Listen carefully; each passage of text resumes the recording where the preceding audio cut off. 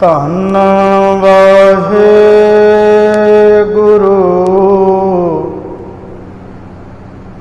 ਸਾਹਿਬ JIO.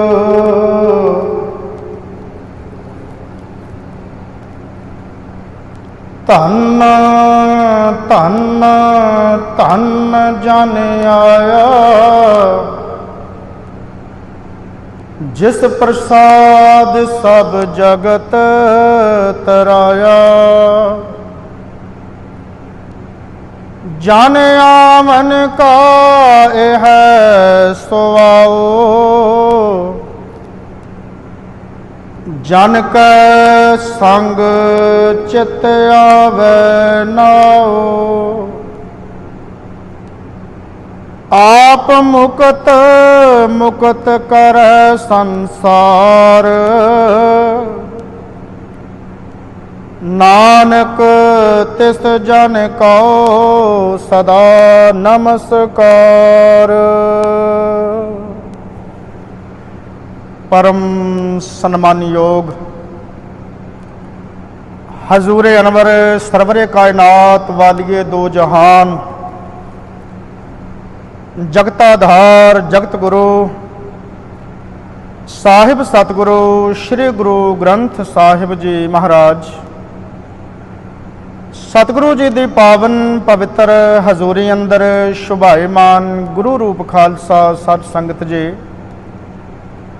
प्रेम सत्कार सहित फतेह प्रवान करो जी।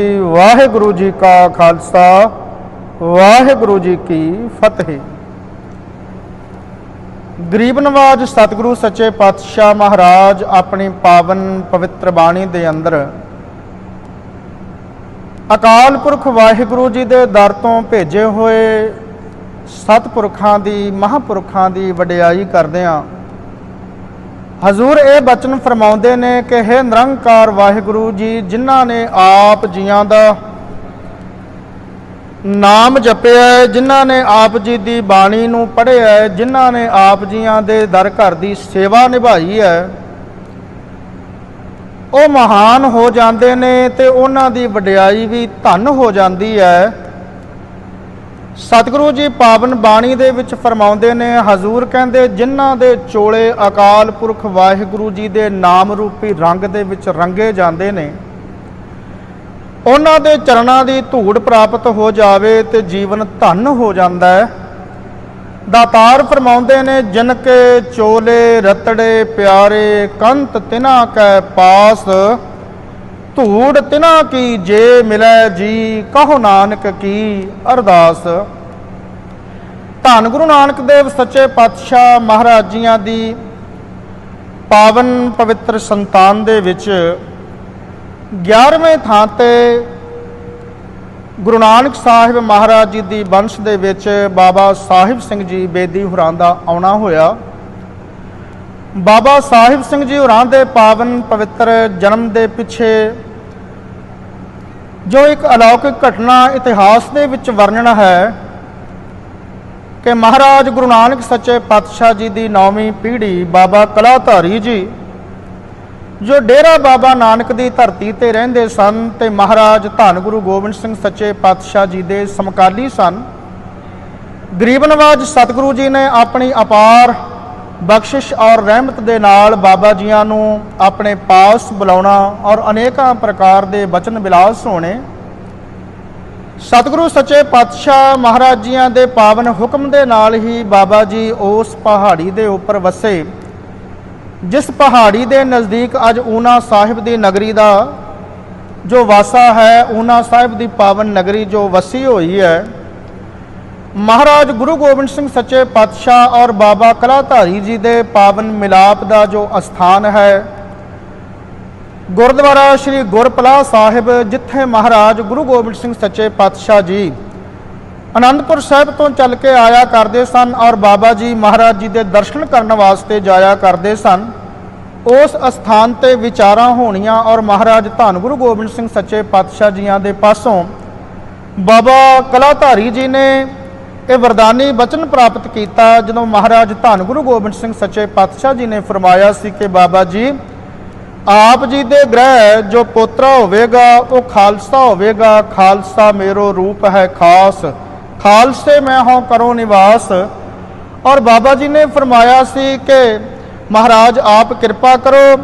ਸਤਿਗੁਰੂ ਜੀ ਨੇ ਫਰਮਾਇਆ ਕਿ ਆਪ ਆਪਣੇ ਸਾਹਿਬਜ਼ਾਦੇ ਬਾਬਾ ਅਜੀਤ ਰਾਏ ਨੂੰ ਅੰਮ੍ਰਿਤ ਛਕਾਓ। ਫਿਰ ਬਾਬਾ ਅਜੀਤ ਰਾਏ ਜੀ ਨੂੰ ਅੰਮ੍ਰਿਤ ਛਕਾਇਆ ਗਿਆ। ਉਹਨਾਂ ਦਾ ਨਾਮ ਅਜੀਤ ਸਿੰਘ ਰੱਖਿਆ। ਪਹਿਲੇ ਬੇਦੀ ਸਾਹਿਬਜ਼ਾਦੇ ਸਨ ਜਿਨ੍ਹਾਂ ਅੰਮ੍ਰਿਤ ਦੀ ਦਾਤ ਪ੍ਰਾਪਤ ਕੀਤੀ ਮਹਾਰਾਜ ਕਲਗੀਧਰ ਜੀ ਦੇ ਪਾਸੋਂ। ਔਰ ਗਰੀਬ ਨਵਾਜ ਜੀ ਨੇ ਆਪਣਾ ਗਾਤਰਾ ਬਖਸ਼ਿਸ਼ ਕੀਤਾ। ਸੱਚੇ ਪਾਤਸ਼ਾਹ ਮਹਾਰਾਜ ਜੀ ਨੇ ਕੇਸਾਂ ਦੇ ਵਿੱਚ ਰੱਖਣ ਵਾਲੀ ਚੱਕਰੀ ਬਖਸ਼ਿਸ਼ ਕੀਤੀ, ਜਿਸ ਉੱਪਰ ਇਹ ਅੱਖਰ ਉਕਰੇ ਹੋਏ ਸਨ, ਜੀਤੀ ਨਵਖੰਡ ਮੇਦਨੀ ਸਤਨਾਮ ਦਾ ਚੱਕਰ ਫਿਰਾਇਆ। ਫਿਰ ਬਾਬਾ ਅਜੀਤ ਸਿੰਘ ਔਰ ਮਾਤਾ ਸਰੂਪ ਦੇਵੀ ਜੀ ਦੇ ਗ੍ਰਹਿ ਵਿਖੇ ਡੇਰਾ ਬਾਬਾ ਨਾਨਕ ਦੀ ਧਰਤੀ ਤੇ 1756 ਨੂੰ ਬਾਬਾ ਸਾਹਿਬ ਸਿੰਘ ਜੀਆਂ ਦਾ ਪਾਵਨ ਪਵਿੱਤਰ ਜਨਮ ਹੋਇਆ। ਔਰ ਬਾਬਾ ਜੀਆਂ ਦੇ ਪਾਵਨ ਪਵਿੱਤਰ ਅਵਤਾਰ ਦੇ ਨਾਲ, ਉਹਨਾਂ ਦੇ ਇਸ ਜਗਤ ਤੇ ਆਉਣ ਦੇ ਨਾਲ ਮਹਾਰਾਜ ਕਲਗੀਧਰ ਸਤਿਗੁਰੂ ਸੱਚੇ ਪਾਤਸ਼ਾਹ ਉਹਨਾਂ ਦੀ ਕਿਰਪਾ ਹੀ ਵਰਤੀ। ਪ੍ਰਿੰਸੀਪਲ ਸਤਬੀਰ ਸਿੰਘ ਹੁਣਾਂ ਨੇ ਇਸ ਗੱਲ ਨੂੰ ਆਪਣੀ ਇੱਕ ਰਚਨਾ ਦੇ ਵਿੱਚ ਵਿਅਕਤ ਕੀਤਾ ਹੈ। ਉਹ ਕਹਿੰਦੇ ਸੱਚਮੁੱਚ ਹੀ ਸਾਹਿਬ ਉਹ ਦਇਆਲ ਹੋਇਆ ਸੀ। ਅਕਾਲ ਪੁਰਖ ਵਾਹਿਗੁਰੂ ਦਇਆਲ ਹੋਏ ਸਨ, ਕਿਉਂਕਿ ਜਦੋਂ ਬਾਬਾ ਜੀਆਂ ਦੇ ਨਾਮਕਰਨ ਦਾ ਹੁਕਮਨਾਮਾ ਵੀ ਲਿਆ ਗਿਆ ਤੇ ਹੁਕਮ ਆਇਆ ਸੀ ਸਾਹਿਬ ਹੋਏ ਦਇਆਲ, ਕਿਰਪਾ ਕਰੇ ਤਾਂ ਸਾਈ ਕਾਰ ਕਰਾਏ ਸੀ। तो प्रिंसीपल साहिब होरां दा लिखिया होया है कि महाराज सच्चे पातशाह जी सचमुच ही दयाल ते कृपाल होए सन कि बाबा जी जिन्हां ने अनेकां पंथक कारज आकर के कीते, उन्हां दा इस जगत ते आउणा होया। बचपन दे विच गुरमत दी जो प्राप्ति सी ਉਹ ਉਹਨਾਂ ਨੂੰ बाबा अजीत सिंह ਹੋਰਾਂ ਦੀ रचना तो प्राप्त होई। विद्या प्राप्त कीती महाराज गुरु ग्रंथ साहिब सच्चे पातशाह जी की पावन पवित्र बाणी दे नाल अपने आप नूं जोड़िया। और फिर जदों नौजवानी की अवस्था दे विच आए तो फिर उस समय केसगढ़ साहिब जी की पावन पवित्र धरती ते जाके अमृत की दात प्राप्त की। अमृत की दात प्राप्त करन तो उपरंत बाबा साहिब सिंह जी गुरमत के प्रचार दे विच वो ऐसे लीन हो गए कि दूर दुराडे तक जा के कश्मीर तक की धरती तक जाके उन्होंने गुरमत का प्रचार और प्रसार किया।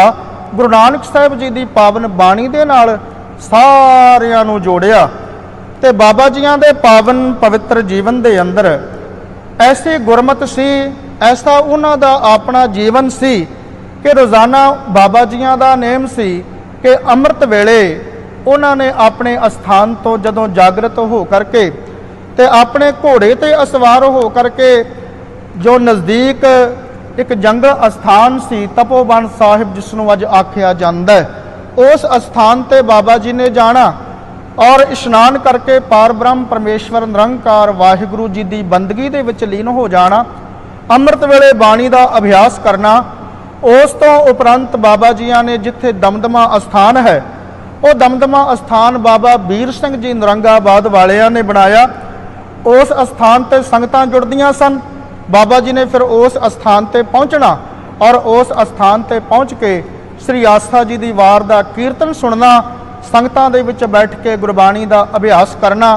उस तो उपरंत जो अपने दिन दिहाड़ दे कारज सन, जो राजसी कार विहार सन, उन्हां दी आरंभता करनी।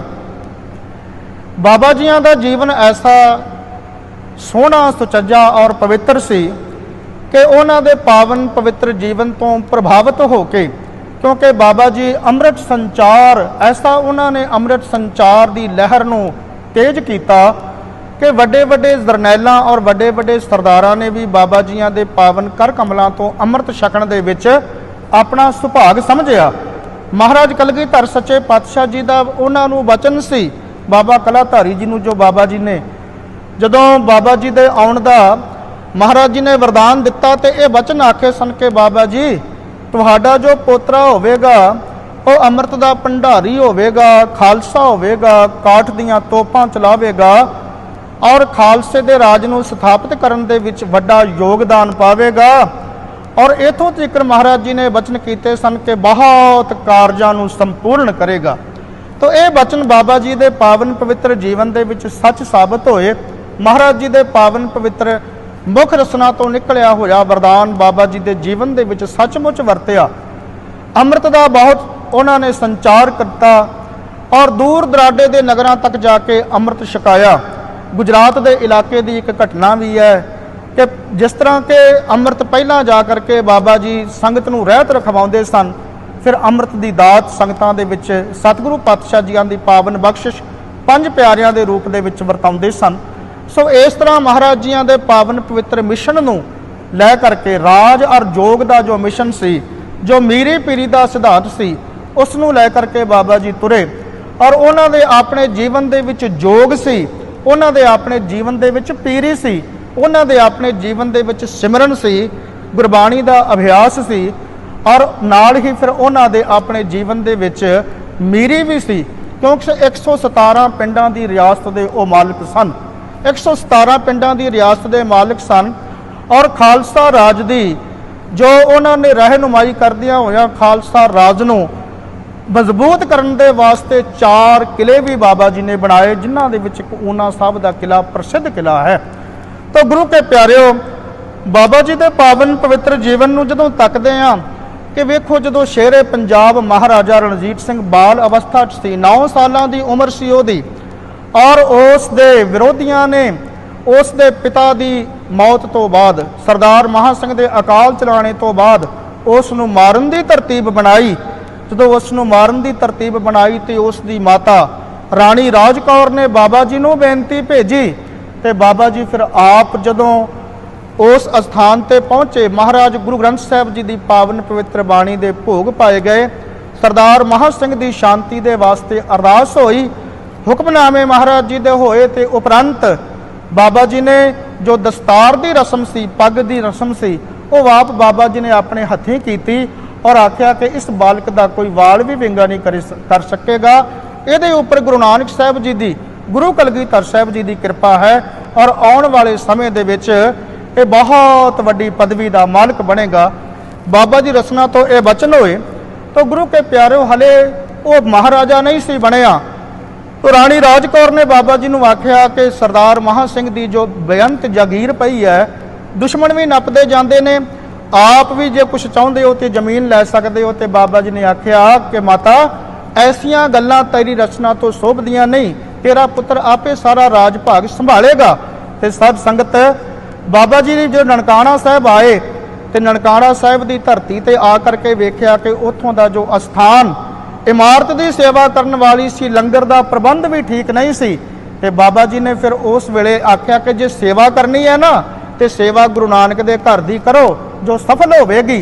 ते सब संगत फिर उस वेले महाराजा रणजीत सिंह उन्होंने ने आख्या कि तुसी बाबा जी जिस अस्थान ते जिन्ने निशान दे दोगे, जिस जमीन दे विच सवेर दे प्रशादे तो तुसी घोड़े ते सवार होके जितनी जगह दे विच आप निशान दे दोगे, उतनी जगह महाराज जियां दे पावन दरबार दे नाम दे नाल जगीर वजों लगा दी जाएगी।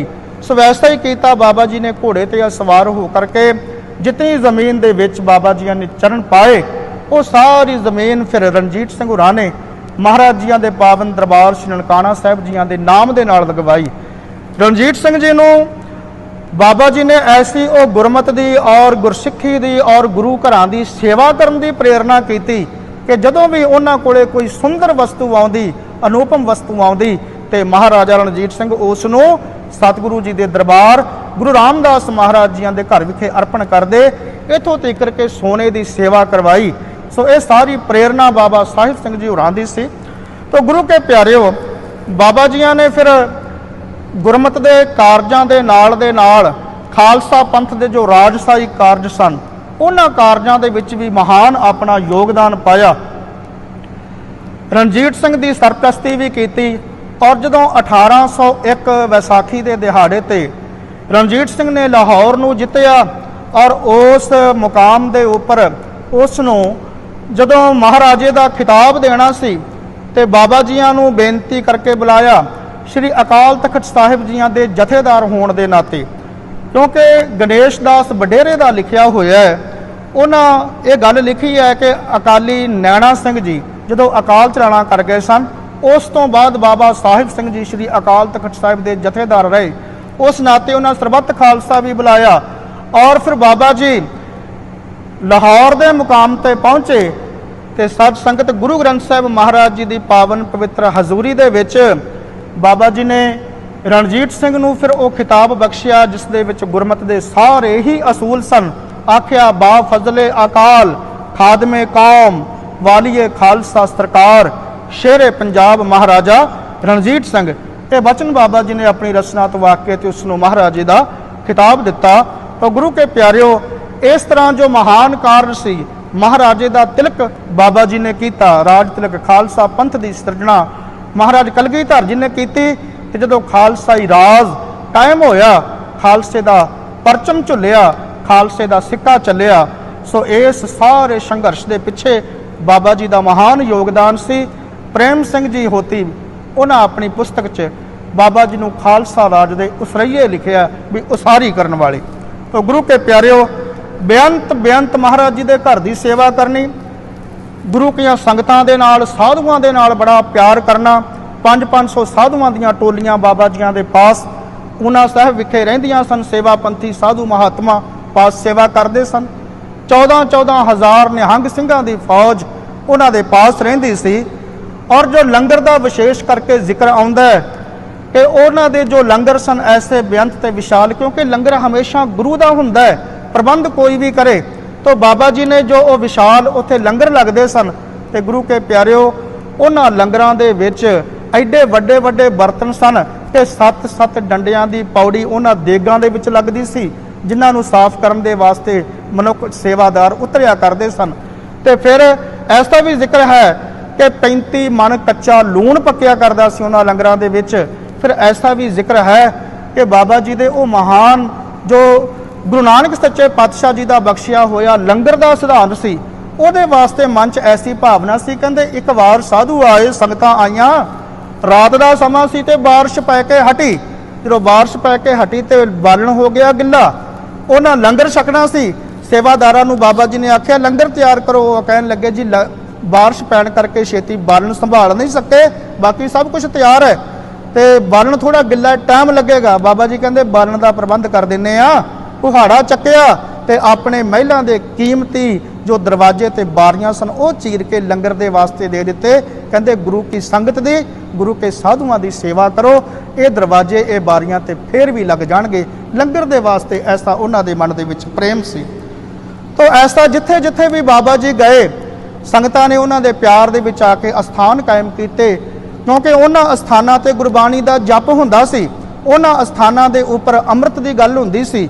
उन्हां अस्थानां दे उपर गुरमत दृढ़ करवाई जाती सी। 365 दमदमिਆਂ का जिक्र है। अज भी पंजाब की धरती ते अनेकां दमदमे मौजूद ने, भावें किसी भी नाम हेठा ने। पंजाब के वख-वख पिंडां दे विच वो दमदमे मौजूद ने और पाकिस्तान दे विच भी कई ऐसे अस्थान बाबा जियां दे नाम दे उपर वो दमदमा साहिब हैगे ने। परंतु गुरु के प्यारिओ 365 दमदमिਆਂ का जिक्र है। उन्हां दे विचों एक महान ते भारी बाबा जी का जो दमदमा ऊना साहिब और एक ऐसी अस्थान का जिक्र मंसूरां की धरती ते जिथे बाबा जी का पावन जो दमदमा अस्थान कायम है। तो गुरु के प्यारिओ मंसूरां की धरती तो ही बाबा जी ने जालमां नूं सोधण वास्ते जंग भी कीते। मलेर कोटले का हाकम अतौला खां इस दा जिक्र आउंदा है कि इस दा जिहड़ा दादा सी शेर मुहम्मद खान, वो जदों आनंदपुर साहिब महाराज जी ने छड्डिया, कलगीधर जी ने परिवार का विछोड़ा पिया तो महाराज जी के परिवार दे विचों एक बीबी राम कौर जो माता जीतो जी की भैन करके लिखिया जाता इतिहास, उन्होंने मलेरकोटले का नवाब नाल ले आया, मुसलमान बनाने वास्ते जोर लाया। परंतु बीबी जी मुसलमान ना बने तो उन्होंने तीर मार मार के उसने शहीद कर दिता और उत्थे किले विच ही दबा दिता। तो उसका ये पोतरा अतौला खां जो ये राज सी गद्दी ते बैठा, ये सब ते जुल्म करदा सी। बाबा जी के पास जदों ये सारा हाल आके वर्णन किया गया तो बाबा जी ने पहला चिट्ठी लिख के उसनूं समझाया, पर जदों ना समझिया फिर खालसाई फौजां दे नाल उहदे उपर हल्ला बोलिया गया। अतौला खां नूं सोधिया गया। वो बीबी जी दियां अस्थियां वो कढ़ा के उन्हां दा गुरमत अनुसार संस्कार करवाया। जदों उसकी बेगम ने आख्या भी इहो ही जुलमी सी जी, ये ते चलिया गया, साडे ते रहम करो। तो खालसा नरम दिल भी है।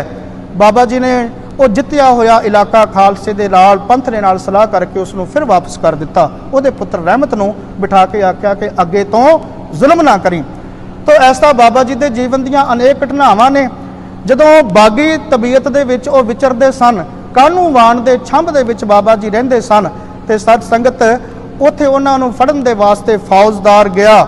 ਪਰੰਤੂ ਜਦੋਂ ਉਹਨਾਂ ਦਾ ਉਹ ਪ੍ਰਤਾਪ ਵੇਖਿਆ, ਦਰਿਆ ਦੇ ਕੰਢੇ ਬੈਠੇ, ਪਾਣੀ ਦੇ ਵਿੱਚੋਂ ਬੁੱਕ ਭਰਿਆ, ਬਿੱਛੂ ਨੂੰ ਬਾਹਰ ਪਏ ਕੱਢਦੇ ਨੇ, ਬਿੱਛੂ ਡੰਗ ਮਾਰਦਾ ਹੈ, ਫਿਰ ਡਿੱਗ ਪੈਂਦਾ ਵਿੱਚ, ਫਿਰ ਬਾਹਰ ਕੱਢਦੇ ਨੇ। ਤੇ ਫੌਜਦਾਰ ਨੇ ਵੇਖ ਕੇ ਆਖਿਆ ਸੀ, ਬਾਬਾ ਇਸ ਮੂਜੀ को छोड़ क्यों नहीं देता? ਤੇ ਬਾਬਾ ਜੀ ਕਹਿਣ ਲੱਗੇ ਸੀ, ਇਹ ਆਪਣੀ ਖਤਾ ਨਹੀਂ ਛੋੜਤਾ तो मैं अपनी खूह क्यों छोड़ूं? भी जे ਇਹ ਆਪਣੀ ਆਦਤ ਨਹੀਂ ਛੱਡਦਾ ਤੇ ਮੈਂ ਆਪਣੀ ਆਦਤ ਕਿਵੇਂ ਛੱਡ ਦਿਆਂ? तो ਉਸ ਦਾ ਜ਼ਿਕਰ ਨੂਰੇ ਦੀ ਵਾਰ ਕਰਕੇ ਉਸ ਇਲਾਕੇ ਦੇ ਵਿੱਚ ਢਾਡੀ ਬਾਬਾ ਜੀ ਦਾ ਉਹ ਪ੍ਰਸੰਗ ਸੰਗਤਾਂ ਨੂੰ ਸਰਵਣ ਕਰਵਾਉਂਦੇ ਨੇ। तो गुरु के प्यारिओ, ਮਹਾਰਾਜ ਸੱਚੇ ਪਾਤਸ਼ਾਹ ਜੀ ਦੀ ਅੰਸ਼ ਵੰਸ਼ ਹੋਣ ਦੇ ਨਾਤੇ ਜਿੱਥੇ ਉਹਨਾਂ ਦੇ ਵਿੱਚ ਵੱਡੇ ਗੁਣ ਸਨ, ਦੈਵੀ ਗੁਣ ਸਨ, ਕਲਗੀਧਰ ਮਹਾਰਾਜ ਜੀ ਦਾ ਵਰਦਾਨ ਜਿਹਦੇ ਸਦਕਾ ਉਹ ਜਗਤ ਦੇ ਵਿੱਚ ਆਏ ਸਨ। ਤੇ ਗੁਰੂ ਕੇ ਪਿਆਰਿਓ, ਅਨੇਕਾਂ ਜਿੱਥੇ ਉਹਨਾਂ ਨੇ ਪੰਥ ਦੇ ਕਾਰਜ ਕੀਤੇ ਤੇ ਵੱਡੀਆਂ ਵੱਡੀਆਂ ਉਸ ਸਮੇਂ ਦੀਆਂ ਹਸਤੀਆਂ, ਸਰਦਾਰ ਹਰੀ ਸਿੰਘ ਜੀ ਨਲੂਆ, ਮਹਾਰਾਜਾ ਰਣਜੀਤ ਸਿੰਘ ਔਰ ਵੱਡੇ ਵੱਡੇ ਵਿਦਵਾਨ, ਜਿਸ ਤਰ੍ਹਾਂ ਕਰਕੇ ਮਹਾਕਵੀ ਭਾਈ ਸੰਤੋਖ ਸਿੰਘ ਜੀ ਵਰਗੇ, ਸੋ ਹੋਰ ਅਨੇਕਾਂ ਵੱਡੇ ਵੱਡੇ ਸਾਧੂ ਪੁਰਖ ਉਹਨਾਂ ਦੇ ਪਾਸ ਗੁਰੂ ਮਹਾਰਾਜ ਜੀਆਂ ਦੀ ਪਾਵਨ ਪਵਿੱਤਰ ਬਾਣੀ, ਉਹਨਾਂ ਦੇ ਉਪਦੇਸ਼ ਨੂੰ ਸਰਵਣ ਕਰਨ ਵਾਸਤੇ ਜਾਇਆ ਕਰਦੇ ਸਨ। ਤੇ ਸਤ ਸੰਗਤ ਫਿਰ ਬਾਬਾ ਜੀਆਂ ਨੇ ਜੋ ਆਪਣਾ ਇਹ ਰਾਜਸੀ ਜੀਵਨ ਔਰ ਧਾਰਮਿਕ ਜੀਵਨ ਪੰਥ ਦੇ ਵਾਸਤੇ ਸਮਰਪਿਤ ਕੀਤਾ। ਫਿਰ ਜਗਤ ਤੋਂ ਇੱਕ ਦਿਨ ਸਭ ਨੇ ਜਾਣਾ ਹੁੰਦਾ ਹੈ। ਫਿਰ ਜਦੋਂ ਬਾਬਾ ਜੀ ਊਨਾ ਸਾਹਿਬ ਦੀ ਧਰਤੀ ਤੇ ਗਏ, ਊਨਾ ਸਾਹਿਬ ਦੀ ਧਰਤੀ ਤੇ ਸਤ ਸੰਗਤ ਕਾਫੀ ਸਮਾਂ ਬਾਬਾ ਜੀਆਂ ਨੇ ਜਦੋਂ ਬਤੀਤ ਕੀਤਾ। ਔਰ ਫਿਰ ਇੱਕ ਦਿਨ ਐਸਾ ਆਇਆ ਜਦੋਂ ਆਪਣੇ ਪਿਆਰਿਆਂ ਨੂੰ, ਆਪਣੇ ਸਾਹਿਬਜ਼ਾਦੇ ਪੁੱਤਰਾਂ ਨੂੰ, ਆਪਣੇ ਭਤੀਜਿਆਂ ਨੂੰ ਪਾਸ ਬੁਲਾ ਕਰਕੇ ਗੁਰਮਤਿ ਦੀਆਂ ਔਰ ਜੀਵਨ ਦੇ ਵਿੱਚ ਜਿਸ ਤਰ੍ਹਾਂ ਵਿਚਰਨਾ ਚਾਹੀਦਾ ਹੈ ਉਹ ਸਿੱਖਿਆਵਾਂ ਦ੍ਰਿੜ ਕਰਵਾਈਆਂ। 14 ਸਿੱਖਿਆਵਾਂ ਦਾ ਜ਼ਿਕਰ ਇਤਿਹਾਸ ਦੇ ਵਿੱਚ ਕੀਤਾ ਗਿਆ ਹੈ। ਜੇ ਅੱਜ ਵੀ ਗੁਰੂ ਕਾ ਸਿੱਖ ਉਹਨਾਂ ਸਿੱਖਿਆਵਾਂ ਤੇ ਅਮਲ ਕਰੇ, ਉਹਨਾਂ ਸਿੱਖਿਆਵਾਂ ਦੇ ਅਨੁਸਾਰ ਆਪਣਾ ਜੀਵਨ ਬਤੀਤ ਕਰੇ ਤੇ ਜੀਵਨ ਦੇ ਵਿੱਚ ਬਹੁਤ ਕੁਝ ਪ੍ਰਾਪਤ ਕੀਤਾ ਜਾ ਸਕਦਾ ਹੈ। ਤਾਂ ਬਾਬਾ ਜੀ ਨੇ ਫਿਰ ਜਦੋਂ ਉਸ ਅਸਥਾਨ ਤੇ ਆਪਣਾ ਜੋ ਅੰਤਮ ਸਮਾਂ ਜਾਣ ਕਰਕੇ ਕੁਝ ਦਿਨ ਮੌਨ ਧਾਰਿਆ, ਮੌਨ ਦੇ ਵਿੱਚ ਹੀ ਰਹਿੰਦੇ ਰਹੇ। ਫਿਰ ਇੱਕ ਦਿਨ ਆਪਣੇ ਸਰੀਰ ਦੇ ਵਿੱਚ ਕੁਝ ਖੇਚਲ ਅਨੁਭਵ ਕੀਤੀ, ਕਿਉਂਕਿ ਸਾਧ ਸੰਗਤ ਸਾਧੂ ਪੁਰਖਾਂ ਨੂੰ ਕੋਈ ਦੁੱਖ ਦਰਦ ਨਹੀਂ, ਪਰ ਸਰੀਰ ਦਾ ਕੋਈ ਬਹਾਨਾ ਬਣਾਉਣਾ ਪੈਂਦਾ। ਤਾਂ ਇਸ ਕਰਕੇ ਬਾਬਾ ਜੀ ਨੇ ਜਦੋਂ ਐਸਾ ਇਹ ਬਹਾਨਾ ਬਣਾਇਆ, ਦਵਾਈ ਦਾਰੂ ਵੀ ਕੀਤੀ ਗਈ। ਸ਼ਾਮ ਦੇ ਸਮੇਂ ਬਾਬਾ ਜੀ ਨਗਰ ਦੇ ਵਿੱਚ ਊਨਾ ਸਾਹਿਬ ਸੰਗਤਾਂ ਨੂੰ ਜਾ ਕਰਕੇ ਮਿਲ ਕਰਕੇ ਬਚਨ ਕਰਕੇ ਸਭ ਦੇ ਨਾਲ ਆਏ, ਘੋੜੇ ਤੇ ਸਵਾਰ ਹੋ ਕੇ ਗਏ ਸਨ। ਤੇ ਸਾਧ ਸੰਗਤ ਫਿਰ ਉਹ ਰਾਤ, ਜਿਸ ਤਰ੍ਹਾਂ ਕਿ ਅੱਜ ਹਾੜ ਸੁਧੀ ਤ੍ਰਉਦਸ਼ੀ ਹੈ, ਹਾੜ ਸੁਧੀ ਤ੍ਰਉਦਸ਼ੀ ਦੀ ਉਹ ਰਾਤ ਸੀ ਜਦੋਂ ਬਾਬਾ ਜੀ ਰਹਿਰਾ ਸਾਹਿਬ ਜੀਆਂ ਦੇ ਪਾਠ ਤੋਂ ਬਾਅਦ ਆਪਣੇ ਪਨਗੇ ਤੇ ਬੈਠੇ ਨੇ। ਸੰਗਤਾਂ ਦੇ ਨਾਲ ਵਿਚਾਰਾਂ ਹੋ ਰਹੀਆਂ ਨੇ। ਆਪਣੇ ਪੁੱਤਰਾਂ ਨੂੰ ਆਖਿਆ, ਉਹ ਕਹਿਣ ਲੱਗੇ ਕਿ ਤੁਸੀਂ ਸਮਰੱਥ ਹੋ, ਸਰੀਰ ਰੱਖ ਸਕਦੇ ਹੋ। ਬਾਬਾ ਜੀ ਕਹਿਣ ਲੱਗੇ, ਪਿਆਰਿਓ ਮੇਰੇ ਪੁੱਤਰੋ, ਤੁਹਾਨੂੰ ਇਹ ਪਤਾ ਹੈ ਕਿ ਸਰੀਰ ਕਰਕੇ ਸਦਾ ਕੋਈ ਇਸ ਜਗਤ ਵਿੱਚ ਨਹੀਂ ਰਹਿੰਦਾ, ਕਿ ਮਹਾਰਾਜ ਜੀ ਦੀ ਬਾਣੀ ਇਸ ਗੱਲ ਦਾ ਪ੍ਰਮਾਣ ਦਿੰਦੀ ਹੈ। ਫਿਰ ਆਪਣੇ ਮਹਿਲਾਂ ਨੂੰ ਇਹ ਗੱਲ ਸਮਝਾਈ। ਤੇ ਸਤ ਸੰਗਤ ਉਸ ਤੋਂ ਬਾਅਦ ਮਹਾਂਪੁਰਖ ਆਏ ਹੋ ਸਨ, ਸੇਵਾ ਪੰਥੀ ਭਾਈ ਬੱਲੂ ਜੀ, ਉਹ ਮੰਡਲੀ ਪਹੁੰਚੀ ਸੀ। ਉਹਨਾਂ ਆਖਿਆ ਤੇ ਬਾਬਾ ਜੀ ਕਹਿਣ ਲੱਗੇ ਕਿ ਸੰਤ ਜੀ, ਆਪ ਤੇ ਆਪ ਜਾਣਦੇ ਹੋ ਮਹਾਰਾਜ ਜੀ ਦਾ ਹੁਕਮ ਹੈ ਕਿ ਪਵਨੇ ਮੈਂ ਪਵਨ ਸਮਾਇਆ, ਜੋਤੀ ਮੈਂ ਜੋਤ ਰਲ ਜਾਇਆ, ਮਾਟੀ ਮਾਟੀ ਹੋਈ ਏਕ, ਰੋਵਨ ਹਾਰੇ ਕੀ ਕਵਨ ਟੇਕ। ਤੱਤਾਂ ਦੇ ਵਿੱਚ ਤੱਤ ਰਲ ਜਾਂਦੇ ਨੇ ਤੇ ਦੱਸੋ ਫਿਰ ਮਰਿਆ ਕੌਣ ਹੈ? ਤਾਂ ਇਸ ਤਰ੍ਹਾਂ ਉਹਨਾਂ ਨੂੰ ਵੀ ਇਹ ਬਚਨ ਸਮਝਾਏ। ਤੇ ਗੁਰੂ ਕੇ ਸੰਗਤਾਂ ਜਦੋਂ ਆਈਆਂ, ਉਹਨਾਂ ਨੂੰ ਵੀ ਪਾਵਨ ਪਵਿੱਤਰ ਬਾਣੀ ਦੇ ਬਚਨਾਂ ਦੇ ਨਾਲ ਹੀ ਜੋੜਿਆ। ਅਖੀਰ ਫਿਰ ਜਦੋਂ ਆਖਿਆ ਸੰਗਤਾਂ ਨੂੰ ਕਿ ਸੁਖਮਨੀ ਸਾਹਿਬ ਜੀ ਦਾ ਪਾਠ ਕਰੋ, ਸੁਖਮਨੀ ਸਾਹਿਬ ਜੀ ਦੀ ਬਾਣੀ ਦਾ ਪਾਠ ਹੋਣ ਲੱਗਿਆ। ਤੇ ਜਿਹੜੇ ਸੇਵਾਦਾਰ ਕੋਲ ਬੈਠੇ ਸਨ, ਉਹਨਾਂ ਨੇ ਮਹਿਸੂਸ ਕੀਤਾ ਕਿ ਬਾਬਾ ਜੀ ਧੰਨ ਗੁਰੂ ਨਾਨਕ ਦੇਵ ਸੱਚੇ ਪਾਤਸ਼ਾਹ ਜੀ ਦੇ ਪ੍ਰਤੱਖ ਦਰਸ਼ਨ ਕਰ ਰਹੇ ਨੇ। ਬਾਬਾ ਜੀ ਦੀ ਰਸਨਾ ਤੋਂ 3 ਵਾਰੀ ਇਹ ਬਚਨ ਨਿਕਲਿਆ, ਧੰਨ ਗੁਰੂ ਨਾਨਕ ਦੇਵ ਜੀ, ਧੰਨ ਗੁਰੂ ਨਾਨਕ ਦੇਵ ਜੀ, ਧੰਨ ਗੁਰੂ ਨਾਨਕ ਦੇਵ ਜੀ। ਸਾਰੀ ਸੰਗਤ ਨੇ ਨਾਲ ਉਸੇ ਤਰ੍ਹਾਂ ਧੰਨ ਗੁਰੂ ਨਾਨਕ, ਧੰਨ ਗੁਰੂ ਨਾਨਕ, ਧੰਨ ਗੁਰੂ ਨਾਨਕ ਦਾ ਉਚਾਰਨ ਕੀਤਾ। ਤੇ ਉਧਰੋਂ ਸੁਖਮਨੀ ਸਾਹਿਬ ਜੀ ਦਾ ਪਾਠ ਸਮਾਪਤੀ ਵੱਲ ਜਾ ਰਿਹਾ ਸੀ। ਬਾਬਾ ਜੀ ਨੇ ਇੱਕ ਵਾਰ ਸਾਰੀ ਸੰਗਤ ਵੱਲ ਵੇਖਿਆ, ਹੱਥ ਜੋੜ ਕਰਕੇ ਖਾਲਸੇ ਪੰਥ ਨੂੰ ਫਤਿਹ ਬੁਲਾਈ आखिया सारियां दा गुरु राखा। फिर ऐसे नेत्र बंद कीते, समाधि दे विच लीन हो गए। वो सुरत फिर वापस ना परती। सूरज किरण मिले, जल का जल हुआ राम। ज्योति जोत रली, संपूर्ण थी आराम। तो गुरु के प्यारिओ, फिर बाबा जी दे उस सचखंड गमन तो बाद संगतां दे विच बेअंत तरह वैराग उत्पन्न होया। साधुआं ने सारियां नूं गुरबाणी दे बचन सुना करके सब नूं वरजिया कि वैराग नहीं करना। बाबा जियां दे पावन बबान सजा करके जिथे दमदमा अस्थान है उस अस्थान ते लिजा करके सुंदर जो चंदन दी चिखा सी वो तैयार करके बाबा जियां दे पावन शरीर उस चिखा दे विच संस्कार कीते। प्रेमियां ने पास बैठ करके बाणी पढ़ी, 16 साहब जी दे पाठ होए, बेनती हुई। रोजाना ही प्रेमी जा करके उत्थे सुबह शाम बाणी पढ़ते। तीसरे दिन अंगीठे की रस्म हुई। उस तो उपरंत उत्थे थड़ा बनाया गया, गोल थड़ा बना के ते जिस तरह रवायत सी श्री निशान साहिब उपर लगाया गया। वो निशान साहिब इस गल का प्रमाण है। वो निशान साहिब ये गल दसदा है कि बाबा जी ने अपनी सारी हयाती दे विच, अपने सारे जीवन दे विच खालसा पंथ दे, खालसा राज दे सेवा दे वास्ते अपना जीवन समर्पित किया ते अपना आप बाबा जी ने खालसा पंथ दे इस निशान दे प्रति सदा ही समर्पित करी रखिया। ते भावें शरीर करके चले भी गए परंतु रूह उन्हां दी आत्मा अज भी खालसा जी दे बोल बाले और खालसाई निशान ये सदा झुलते रहने की कामना करती है। तो गुरु के प्यारिओ, महाराज सच्चे पातशाह जी दी ये पावन पवित्र वंश गुरु नानक साहिब जियां दी वंश दे विच जिन्हां ने अवतरण लिया बाबा साहिब सिंह जी, उन्हां तो बाद उन्हां दे साहिबजादे बाबा विक्रमा सिंह जी जिन्हां अंग्रेज़ां दे खिलाफ विशाल जंग कीते और इत्थों तीकर भी ऊना साहिब दा किला जिहड़ा सी वो भी अंग्रेज़ां ने खालसा राज दी आखिरी इट समझ के ढा के ही उस किले नूं हटे। तो अज भी खंडरात मौजूद ने। फिर बाबा विक्रमा सिंह हुणां तो बाद बाबा सुजान सिंह जी टिक्का, बाबा राम किशन सिंह जी, बाबा दविंदर सिंह जी, बाबा अमरसूदन सिंह जी। सो अज दे मौजूदा दौर दे विच बाबा सरबजोत सिंह जी बेदी वो पंथक सेवावां निभा रहे ने ते अपने बजुर्गों के वड्डियां दे नक्शे कदम ते जिस तरह बाबा साहिब सिंह जियां दे मन दे विच सारे खालसे पंथ नूं इकत्र करके खालसाई राज और खालसाई निशान झुलदे रखण दी इच्छा सी, उस दे अनुसार ही सारे कारज बाबा जी अज निभा रहे ने। तो बाबा साहिब सिंह जियां दे उन्हां दे पावन जीवन नूं, उन्हां दे पावन पवित्र इस बरसी दे समागम नूं चेते करदिआं मन दे विच किसे कवि दियां लिखियां होईयां 4 सतरां आईयां ने। प्रेम सहित आप सारे उन्हां नूं श्रवण करो। पूर्ण प्रीतिवान सन, पूर्ण नीतिवान, पूर्ण शक्तिमान सन, पूर्ण गुणी निधान, पूर्ण सन विद्वान ओह, पूर्ण ब्रह्म ज्ञान, पूर्ण गृहस्थ स्वरूप विच पाया पद निर्वाण, कर्म योग दी मूर्ति, उत्तम बुद्ध सुजान, राज ते जोग कमाया, सफला विच जहान, ऐसे बाबा साहिब सिंह पंथ खालसा शान, जय हो जय हो जय सदा, 3 लोक परवान। तो गुरु की संगत इतनियां क बेनतियां आप जी ने प्रवान करनियां, भुल्लां चुकां दी खिमा। और बाबा जी का जीवन बहुत विशाल है, उसनूं अपनी सधारण रचना तो जां सधारण लफ्ज़ां दे विच आपां बयान नहीं कर सकते, क्योंकि महापुरखां दा जीवन सदा ही उत्तम है, श्रेष्ठ है। सो महापुरखां दी वडियाई वो परमेश्वर की वडियाई है, रब की वडियाई है।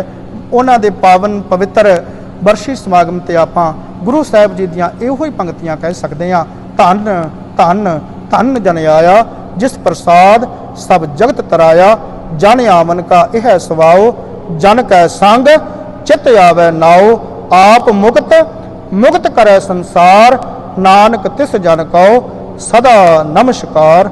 वाहिगुरु जी का खालसा, वाहिगुरु जी की फतेह।